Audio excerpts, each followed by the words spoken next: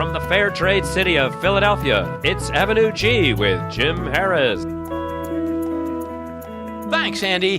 Guess what? I have some exciting news. We're going to open a coffee shop. Oh, I know what that is. Good for you, Andy. You know what a coffee shop is. No, Ed, it's a code. When Jim says open a coffee shop, it's code for something else. Like, meet me out back and we'll smoke a joint. maybe this coffee shop scheme isn't such a bad idea. But Jim, in order to operate a coffee shop, don't we need to have coffee? I got that covered. Yesterday afternoon, I bought this 3-piece set of vintage Donald Duck-themed luggage at a yard sale. It only cost me $5. Andy, I'm going to go take a nap while Jim tells a long, meandering story about Donald Duck again. Can you wake me up when he gets to the point? What? I'm sorry, I fell asleep. Jim, what does Donald Duck luggage have to do with coffee? Well, when I got the luggage home and opened it, it was jam-packed with coffee. How weird is that? Didn't you realize it was full of something? It must have been heavy. Hey, I was so thrilled to have my own authentic Donald Duck luggage, I didn't notice the weight, until I got home and one of my vertebrae collapsed. I thought you looked a little bit shorter. So anyway, I scavenged some cups from the Goodwill store dumpster.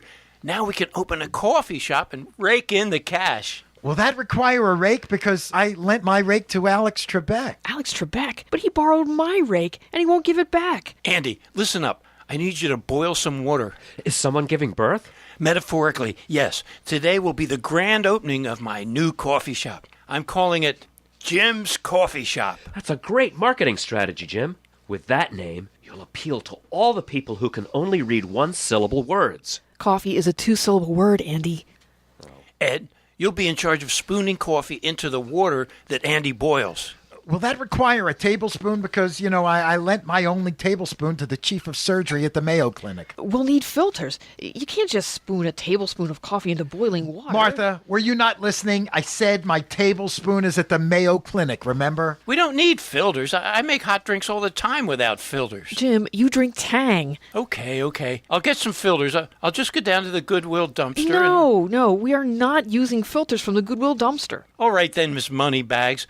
How are we going to pay for them? Until we sell that first cup of coffee, we have a budget of $0. Maybe we could make filters like the pioneer women did on the prairie. Yeah, we'll get a spinning wheel, and Martha could spin some out of straw. We can get 100 filters for $1 at the dollar store. I'll go. I love the dollar store. Okay, Andy, and pick up some soy milk, cream, amaretto syrup, cinnamon, vanilla, and enough organic sugar to make every hipster in America a diabetic. It takes more than just coffee and boiling water to run a coffee shop. No, we don't need all that crap. Our coffee shop is just going to be just a shop for coffee, served black. That's why we'll call it a coffee shop, because it'll be a place to buy coffee. Look, what if, instead of a spoon, I use a shoehorn? I just realized that I still have a shoehorn lodged in one of my shoes. Martha, you can be the waitress because you're a girl. Do you know how to call people hun? I've never done that before. Let me give it a try. Want some coffee, hon? No. It's hun. Try it again. Okay. Want some coffee, hin? No, wait. Hoon? I'm sorry, I'm just not getting it. No, don't worry. It'll come. Okay, everybody get to work. I'll put a sign up saying that we're open for business. All I need is, a piece of cardboard and my trusty pencil, Cynthia.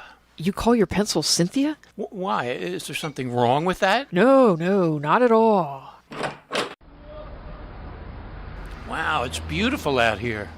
Okay, what shall I write on this sign? Let's see. Hot coffee, $3. Ooh, here come some hipsters. Wow, that's amazing. Yeah, totally awesome. Indeed it is, my friends. If you'd like some piping hot coffee, just step inside. No, we're not talking about your store. What is that device you're writing with? Is it the new Google e-stylus? Device? What do you mean? Or is it the Apple iPen? I hear they write upside down and use graphite instead of ink. Is that a graphite pen? No, it's a pencil. Don't you know what a pencil is? Wait a minute. Is that a pre-digital technology? Sure, I suppose. Oh, right, I see. You two are millennials.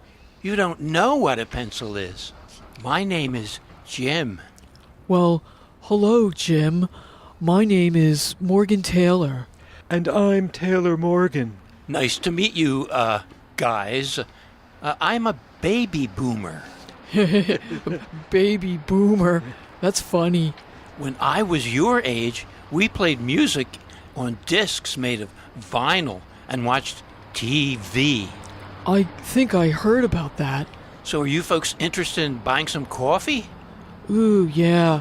I could go for a decaf iced vanilla cream latte. What's that? It's like frozen semi-solid cream mixed with milk. You drink it with a straw. I see. That's what we baby boomers used to call a milkshake. Listen, have you ever tried black coffee? It's hot and dark brown, and you drink it from a cup that has a tiny little handle. Sounds retro. Maybe some other time. We have to get moving or we'll miss our adult online virtual dodgeball game. Okay, no problem, but if you're ever in the neighborhood, you, folks should stop by. No problem. Later, dude. I should check in to see how Andy and Ed are doing brewing up that coffee. Hey, gang, how's the coffee coming along? Not so good. It turns out your suitcases weren't filled with coffee. They were stuffed with the crumbled remains of Oreo cookies that had been stripped of their filling. That's disgusting. What kind of sick lunatic would do that? That's not so weird. When I was a teenager working at my uncle's luggage store, I used to eat the white part out of the Oreo, then stuff the black part into the luggage. Oh. Yeah. Well, wait a minute. So you filled the luggage with Oreos 40 years ago, and then I bought them at a yard sale a few days ago. Wow. This would make an incredible Hollywood movie. Ooh, I want Casey Affleck to play me. Hold that thought, guys. We have our first customers. Hey, Morgan, you're back. I'm Taylor. Oh, right. Well, what happened to the adult online virtual dodgeball game? It was virtually rained out. Oh, too bad. No worries. We thought we'd try that vintage drink you were talking about. What's it called? Black coffee.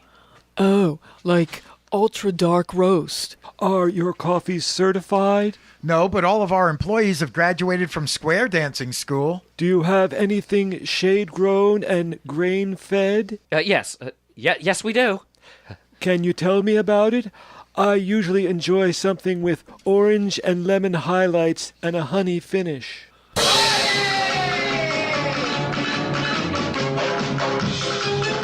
Our house blend is durable, though substantial. With quacking high notes and a sweet finish as playful as an after-school snack. It's made from 100% perfectly round coffee beans. Sounds interesting. I'll have a Magnissimo house blend. And I'll have a Magnissimo Moto. Okay, Hans. I'll be right back. Andy, what's Magnissimo mean? It means big, but all our cups are small. Hey, there's a couple of bowls we use to feed the possums. We could use them. Good, let's do it.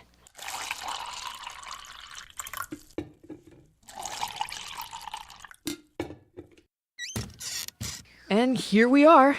A house blend Magnissimo and Magnissimo Moto.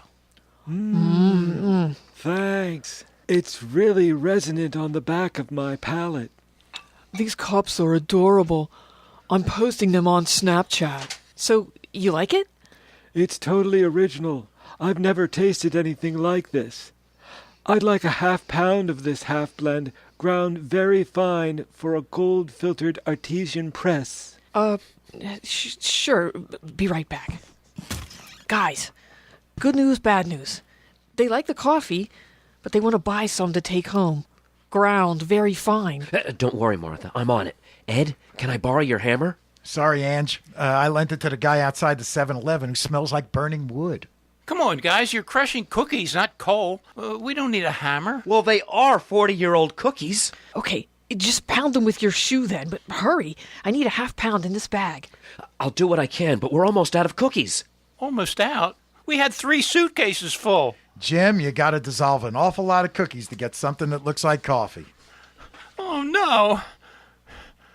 Well, I guess that's it then. The dream is over. Dream? What dream? You didn't have a dream. You found a bunch of cookies and some old Donald Duck luggage. Yeah, well, at least I still have the luggage. It reminds me of a simpler, happier time. Yeah, back when there were no electronic devices and everything was real. Life was so much better then. Hey, look, everybody, we're on Snapchat. Morgan posted all about our coffee shop. Hey, look, there's Jim making the sign outside. The caption is, Amazing Pre-Digital Technology. Hey, here's all of us serving up the coffee. It says Magnissimo Baristas serve darkest roasts ever. You know, I think we really connected with those millennials. Maybe there's hope for the future after all. Uh-oh, this one says Online Adult Virtual Volleyball League. Meet at Jim's coffee shop tonight at 7. 7? It's 6:55 now. Flash mob of hipsters coming down the street. And we have no coffee. Not even fake coffee. Maybe Martha could spin some out of straw. Andy, Ed, grab the suitcases. Let's get out of here. Out the back. Hurry up. Come on.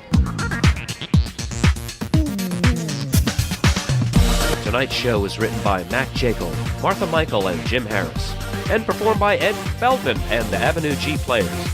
Please subscribe to our YouTube channel and check out our locally sourced homepage, avenue-g.net. Thanks for listening. I'm Andy Pettit. Good night.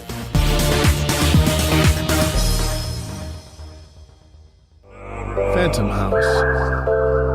It's the place for podcasts.